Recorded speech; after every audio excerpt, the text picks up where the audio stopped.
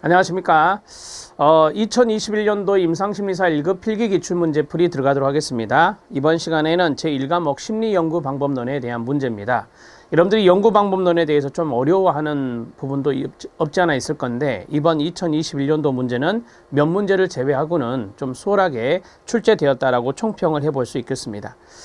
자, 우리가 이제 심리연구방법론의 기존의 기출문제들이 있죠. 그 기출문제들을 잘 분석하면 여러분들이 충분히 시험장에서 80점 이상은 충분히 맞출 수 있다라고 저는 생각을 합니다. 그래서 기출문제를 잘 분석해 주시면 좋겠습니다.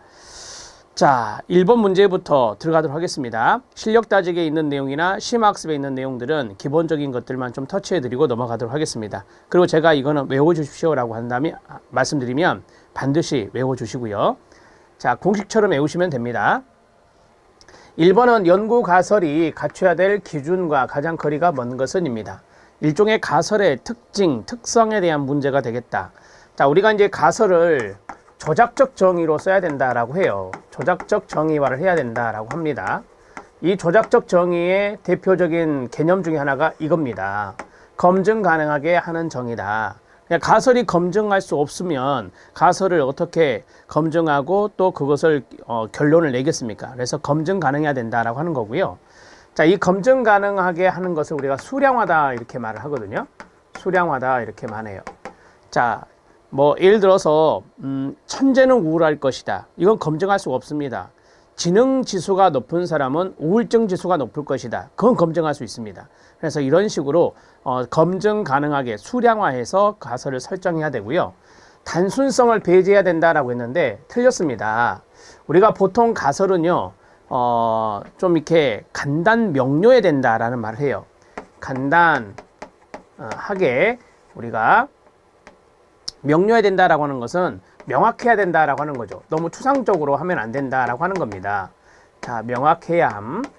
이렇게 정리를 하시면 되겠습니다. 단순성을 배제하는 게 아니라 단순하게 기술하는 것이 좋습니다. 흔히 미래형으로 진술된다. 뭐뭐일 것이다. 뭐뭐 할 것이다. 이런 식으로. 왜냐하면 가설은 잠정적인 진술이에요. 확정적인 진술이 아니라 잠정적인 진술이기 때문에 우리는 이렇게 기술해야 되는 겁니다. 그래서 이것을 추계성이라고 해요. 추계성이 있다 이렇게 정리할 수 있습니다. 두 개 이상의 변인 사이에 기대되는 관계로 진술된다라고 했습니다. 제가 앞에서 지능지수가 높은 사람 우울증지수 높을 것이다. 변인이 두 개잖아요. 지능지수와 우울증지수. 그래서 두 개 이상의 변인 사이에 기대되는 관계로 진술된다. 한 개 변인 아닙니다. 한 개 변인은 어떻게 가설을 만들겠습니까? 그래서 한 가지의 변인이 아니라 두 개 이상의 변인, 두 개 이상의 변인 사이에 기대되는 관계로 진술된다. 미래형으로 진술된다는 것 알아두시면 됩니다. 자, 답은 2번이 답이 되고요. 자, 여러분 실력 따지기에 보면 가설의 구비 조건이 나와 있습니다. 밑줄 친 부분이 바로 여기 이제 지문에 나와 있는 것들이고요. 자, 거기에 3번을 보면 기존 사실화된 당연한 관계를 가설로 설정하는 것은 바람직하지 않죠. 사실화된 것을 어떻게 가설로 만듭니까? 1 플러스 1은 2일 것이다. 이런 거는 성립하지 않습니다. 자, 가설은 실제로 적용할 자료의 수집과 분석 방법이 적절하게 선택될 수 있도록 진술돼야 됩니다. 우리가 이제 자료를 어떻게 수집하고 자료를 분석하는 것이 조사 설계에 나오잖아요. 그러면 여기에 맞게 가설이 설정돼야 된다. 예를 들어 내가 상관 분석을 하려고 한다. 상관관계를 보려고 한다. 그러면 상관관계에 가설이 나와야 되고, 내가 원인과 결과의 관계를 보고자 한다. 인과관계를 분석하려고 한다라고 한다면 일정 회귀 분석이잖아요. 그걸 한다고 한다면 인과관계 형태의 가설이 나와야 된다라고 하는 겁니다. 가설은 이론적 근거를 배경으로 하고 있어야 됩니다. 이게 선행 연구를 기반으로 한다라고 하죠. 그래서 어떤 변인과 어떤 변인의 관계가 있다라는 연구들이 많이 있더라. 그래서 나는 이 연구들을 내 연구 대상들에게 한번 적용해 보겠다라고 하는 거예요. 선행 연구를 기반으로 해야 된다라고 하는 거고요. 수량화는 말씀드렸고, 자, 가설은 가능한 한 광범위한 적용 범위를 가지고 있어야 된다라고 합니다. 우리가 보통 일반화를 위해서 그래요. 일반화를 위해서 광범위한 적용 범위를 가지고 있어야 되는 거고요. 정의 관계, 이걸 정적이라고요. 부의 관계, 이걸 부적이라 합니다. 그래서 무엇이 증가하면 뭐가 늘어날 것이다. 무엇이 감소하면 뭐가 줄어들 것이다. 이런 식으로 하는 것이 오케이 정적 관계라고 하죠. 자, 정적 관계의 가설이 될 것이고, 반대로 뭐가 증가하면 뭐가 감소할 것이다, 뭐가 감소하면 뭐가 증가될 것이다, 이러면 부적 관계가 되는 거거든요. 그래서 가설이라고 하는 것은 정적 관계로만 기술되는 것도 아니고 부적 관계로만 기술되는 건 아니에요. 이 두 가지가 다 가능합니다. 자, 지능지수가 높으면 우울증지수 높을 것이다. 이것은 정적 관계로 이야기할 수 있겠죠. 자, 추계성은 앞에서 말씀드렸는데 잠정적, 확률적인 표현, 뭐뭐일 것이다, 뭐뭐 할 것이다, 이렇게 해서 확률적 표현이라고 합니다. 추계성을 확률적 표현이라 한다. 이렇게 알아놓으시면 됩니다. 이 정도 하면 가설의 특성 문제는 완벽하게 풀어낼 수 있습니다. 답은 2번입니다. 자, 2번 문제에 들어가겠습니다. 2번 문제는 어려운 부분은 아니에요. 지문이 좀 길다 뿐이지. 여기에 보면 한 시점에 라는 말이 있어요. 한 시점에, 이게 결정적 힌트거든요. 도덕적 추론의 발달을 연구하기 위해서 한 시점에, 그럼 일정한 시점에 라는 말로 바꿀 수 있죠. 자, 일정한 시점에 힌트 나왔죠? 50명의 4세 아동, 자, 플러스 50명의 6세 아동, 플러스 50명의 8세 아동입니다. 도합 150명이죠. 자, 도합 150명, 상당히 많은 수입니다. 대상으로 연구를 진행했다. 각각의 아이들에게 도덕적 문제 해결책을 제시하게 하도록 하고 그 과정을 조사하여 결과를 비교하였다라고 했어요. 자, 그러면 이 아동의 이제 결과가 나오잖아요. 이 결과가 나온 것을 비교했다라고 하는 겁니다. 자, 그러면 여기서 가장 중요한 게 뭐냐? 일정한 시점에 150명의 아동들을 이제 대상으로 자료를 수집했겠죠. 이게 바로 횡단 연구입니다. 자, 그래서 횡단 연구가 답이 된다라고 보시면 되고요. 자, 답은 4번이고, 정단 연구는 장기간에 걸쳐서 하는 거예요. 장기간에 걸쳐서 하는 거다. 이렇게 보시면 됩니다. 걸쳐서 진행한다. 자, 우리가 보통 5년간 추적 조사했다. 그러면 이런 것들은 이제 정단 연구가 되는 거거든요. 그 다음에 질적 연구가 있는데, 질적 연구 아니죠. 이것은 질적 연구를 어떻게 150명을 합니까? 이건 소수를 대상으로 하는 거죠. 소수를 대상으로 심층 분석을 하는 겁니다. 심층 분석을 하는 것이 바로 질적 연구다. 이렇게 말하고요. 자, 그 다음에 동년배 집단 시계열 연구가 있는데, 시계열 연구가 바로 이제 시간의 흐름에 따라 하는 거거든요. 그래서 동년배 집단 시계열 연구, 동년배 집단의 시계열 연구는 우리가 보통 비실험 설계 중에 하나거든요. 비실험 설계 중에 패널 집단 연구 설계가 있고, 자, 우리가 비실험 설계라고 하는 것이 있어요. 실험 설계는 이 집단과 이 집단을, 비교 집단과 실험 집단을 비교하는 것이고, 여기 있는 동년배라든지 패널이라든지 경향이라든지 이런 것들은 집단이란 말이 들어가 있어서요. 그래서 말씀드린 대로 실험 설계 중에 하나가 됩니다. 하나가 되고, 또 하나, 자, 말 그대로 코호트라고 하죠. 동년배를 코호트. 그래서 코호트 집단을 대상으로 하고, 자, 그 다음에 시계열이란 말은 타임 시리즈, 시간의 흐름에 따라 조사했다. 이렇게 말할 수 있어요. 자, 제가 앞에서 종단 연구 말씀드렸는데, 종단 연구가 3가지가 있어요. 패널이 있고, 그 다음에 동년배가 있고, 그 다음에 경향이 있거든요. 그래서 코호트 집단을 대상으로 시간의 흐름에 따라 조사하는 것이 동년배 연구인데요. 한마디로 말씀드리면 이것도 종단조사 중에 하나다. 이렇게 말씀드릴 수 있습니다. 그러니까 이거는 2가지로 보셔야 돼요. 종단조사이기도 하고 비실험 설계 중에 하나다. 비실험 설계가 아까 말씀드린 3가지가 있기 때문에 이렇게 정리하십시오. 답은 4번입니다. 횡단입니다.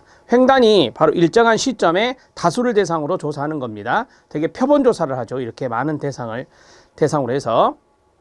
자, 실력 따지기 잠깐 보면 횡단조사와 종단조사가 나와 있어요. 횡단조사는 일정한 시점에 실시한다. 어느 한 시점에서 다수의 분석 단위에 대한 자료를 수집하는 연구다. 그래서 어떤 현상의 단면을 보는 것이 횡단 연구다라고 합니다.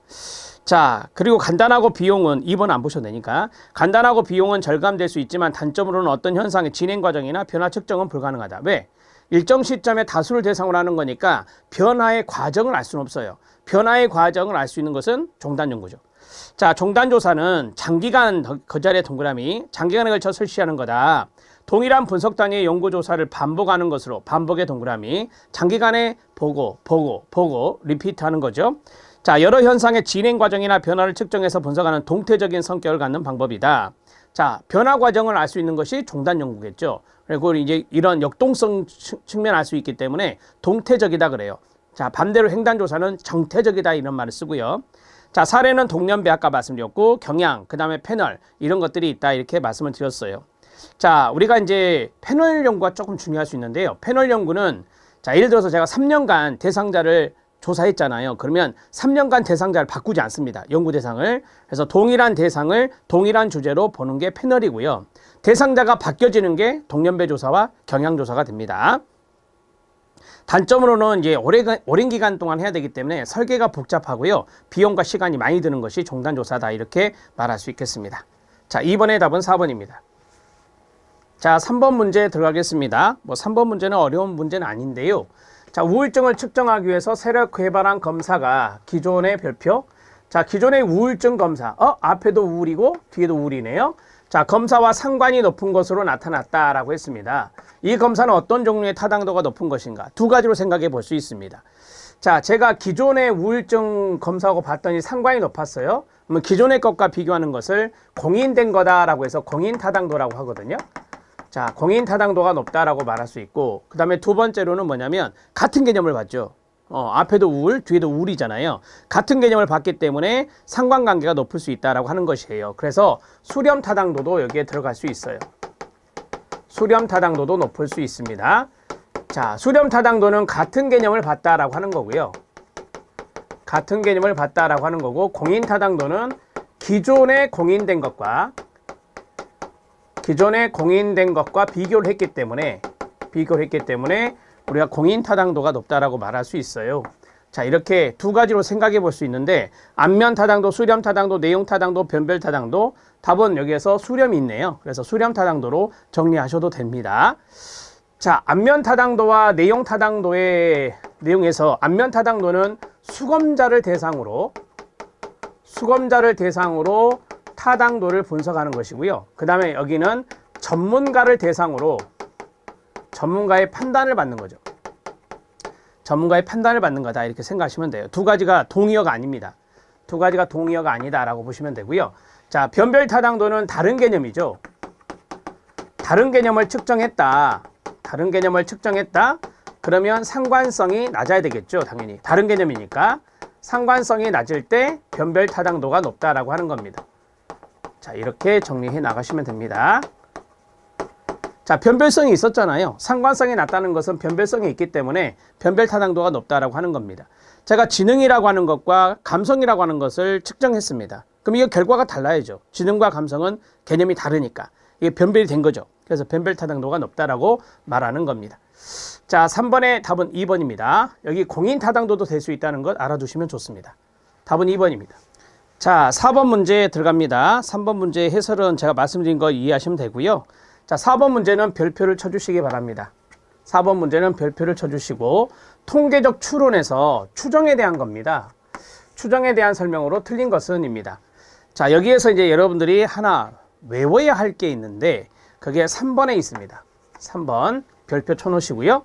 자, 통계적 추정이란 이게 통계적 추론에서 추정이니까 통계적 추정이란 우리가 이제 모집단을 다 조사할 수 없기 때문에 거기서 샘플링을 해서 표본조사를 하잖아요.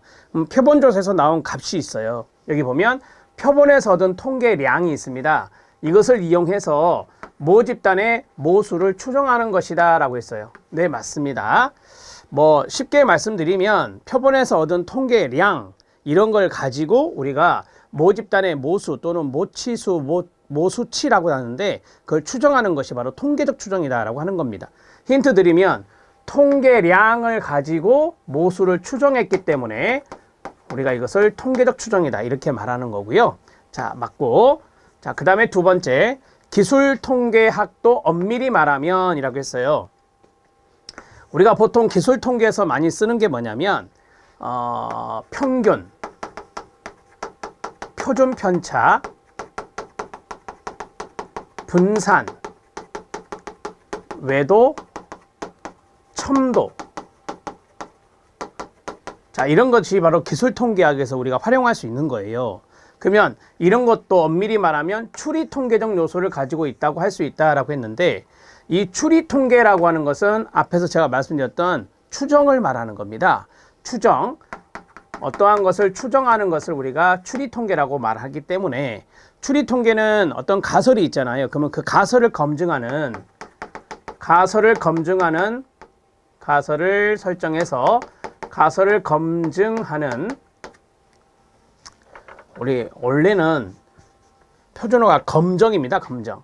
가설을 검정하는 것이 바로 이제 추정하는 추리통계에 있거든요. 그래서 우리가 여기에서 뭐 회귀 분석을 한다든지, 아니면 요인 분석을 한다든지, 아니면 뭐 여러 가지 분산 분석을 한다든지, 그런 것들이 다 추리통계에 해당될 수 있는 거거든요.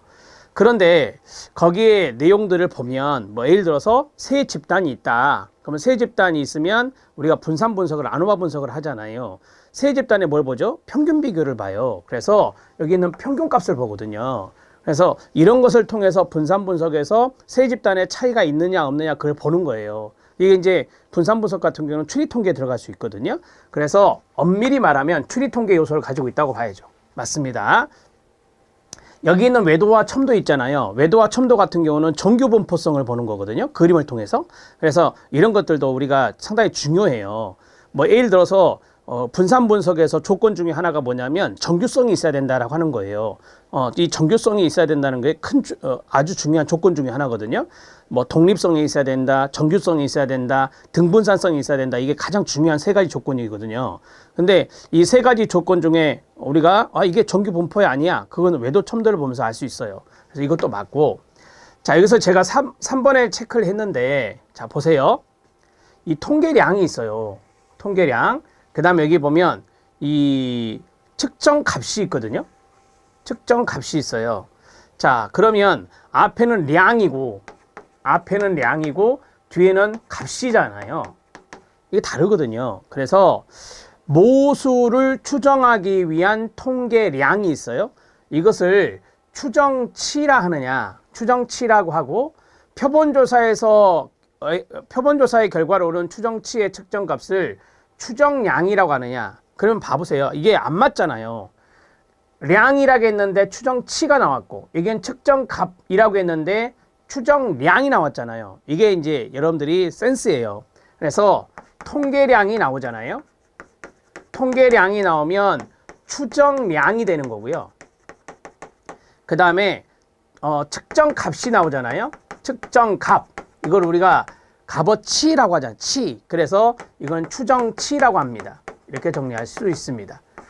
자, 정리됐죠? 앞뒤가 맞아야 돼요. 통계량은 추정량과 연관성이 있고, 측정값은 추정치와 연관성이 있다. 이렇게 정리를 하시면 된다고요.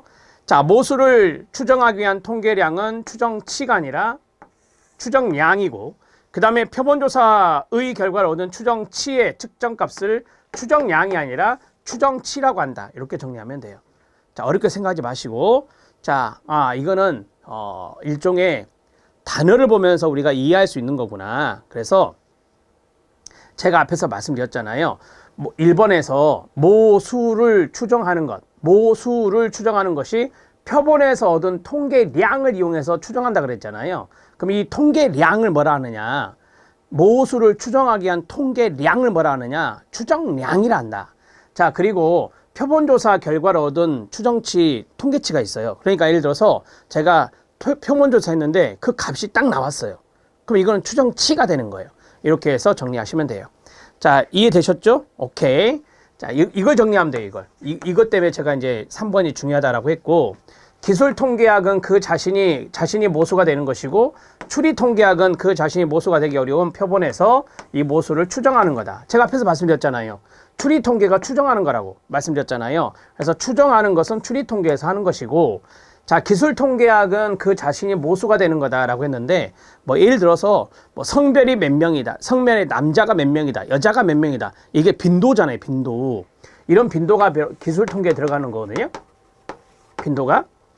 그러면 우리가 기술통계에서 표본조사를 했어요. 표본조사에서 나온 값, 뭐 예를 들어서 대학교 이상을 졸업한 사람이 전체의 몇 %다. 이게 그 자체가 그 자신이 모수가 되는 거예요. 표본조사에서 나온 값이 그 자체가 모수가 되는 거고, 이걸 가지고 우리가 모집단을 추정하는 거잖아요. 추리통계학은 그 자신이 모수가 되기 어려운 이 표본에서 이 모수를 추정하는 거다. 그게 바로 추리통계학이다. 이렇게 말할 수 있습니다. 자, 기술통계학하고 추리통계학에 대한 이야기를 했는데 여기에서 우리가 좀 기억해야 될 것은 뭐냐면, 뒤에서 좀 말씀드리겠지만 기술통계학도 엄밀히 말하면 추리적인 요소, 여기 나온 대로 추리통계적인 요소, 추정의 요소가 있다. 그런데 이 추정이라는 단어가 나오면 추리통계학과 연관성이 있다는 것을 기억하시면 돼요. 자, 그 다음에 통계량이 나오면 추정량이고, 통계 측정값이 나오면 이걸 보통 통계치라고 하거든요. 통계치라고 해요. 통계치란 말도 있거든요. 자, 이런 것들이 이제 추정치와 연관성이 있다. 이렇게 정리하시면 됩니다. 자, 답은 3번입니다. 자, 해설을 잠깐 보시면 우리가 그 사례를 한번 볼까요? 사례를 보면 예를 들어서 대학생들의 한 달 평균 용돈을 알기 위해서 100명의 대학생을 단순 무작위로 추출해서 조사를 했어요. 자, 표본 평균 이제 100명을 딱 추출하고 보니까 30만 원이었어요. 평균이 용돈이 이제 30만 원이었다 이거죠. 한 달 용돈이. 자, 모집단의 모수 세타라고 있는데 뭐 이거는 참고하시고요. 30만 원일 것이라고 추정하는데 이때 필요한 표본 통계량이 있어요. 제가 통계량을 추정량이라고 그랬잖아요. 그 공식 뭐 n분의 1 시그마 i가 1부터 n까지 xi가 있어요. 이게 이제 x바의 공식이잖아요. x바의 공식. 이 x바의 공식을 추정량이라 한다. 그러니까 어떤 공식이나 법칙이 나오죠. 되게 시그마가 들어가거든요. 총합 이런 것들이 나오잖아요. 그러면 이것은 추정량이 된다라고 보시면 되고요. 아까 말씀드렸던 30만 원. 이것은 뭐예요? 그렇지. 통계치니까 바로 이건 추정치가 된다. 이렇게 말할 수가 있습니다. 자, 그 다음에 심화학습 통계량과 통계치, 추정량과 추정치가 나왔는데요. 통계량과 연관성이 있는 게 추정량이고 통계치와 연관성이 있는 게 추정치다. 이렇게 정리하고 있는 겁니다. 통계량은 표본 집단의 특성을 나타내는 여러 가지 방식을 의미하고, 통계치는 여러 방식에 따라 통계량의 특성을 수치한 값이다 라고 했습니다. 자, 추정량과 추정치가 있는데 그 2번이 중요하겠죠. 2번의 별표, 표본의 통계량과 통계치가 모수를 측정하기 위해 사용되는 경우 통계량을 추정량, 통계치를 추정치라고 한다. 이렇게 보시면 됩니다. 자, 우리가 표본의 통계량을 가지고 모수를 추정할 수도 있고 표본의 통계치를 가지고 추정할 수도 있는데, 표본의 통계량을 가지고 추정하면 추정량, 표본의 통계치를 가지고 추정하게 되면 추정치라고 말한다 이거예요. 기술통계학이 나와 있습니다. 기술통계학은 측정이나 실험에서 수집한 자료 데이터의 정리, 요약, 해석, 표현 등을 통해 자료의 특성을 규명하는 통계적 방법이 됩니다. 앞에서 제가 말씀드렸죠. 뭐 외도, 첨도, 그 다음에 평균, 표준 편차, 분산 이런 것들이 여기에 들어갈 수 있습니다. 자, 기초적인 기술 통계 분석으로는 평균, 자, 표준 편차 등과 같은 수치나 산점도, 막대 그래프 같은 이 복잡한 통계 분석에서 뿐만 아니라 빈도 분석, 기술 분석, 상관 분석 등에서 기본이 되는 것이 바로 기술 통계다 이렇게 말할 수 있어요. 우리가 보통 빈도 분석할 때 많이 나오는 것이 뭐 평균 이런 것이 나오겠죠. 자, 그 다음에 이제 추리 통계입니다. 추리 통계는 수입된 데이터를 바탕으로 추론하는 거예요. 다른 말로 추정한다라고 하는 거예요. 자, 추론, 그래서 추리라는 말을 쓰는 거고요. 자, 예측하는 통계 기법이다. 표본에서 얻은 어떤 특성의 통계치를 기초로 해서 표집에 대한 오차를 고려하면서 모집단의 모수를 확률적으로 추정하는 통계적 방법이 됩니다.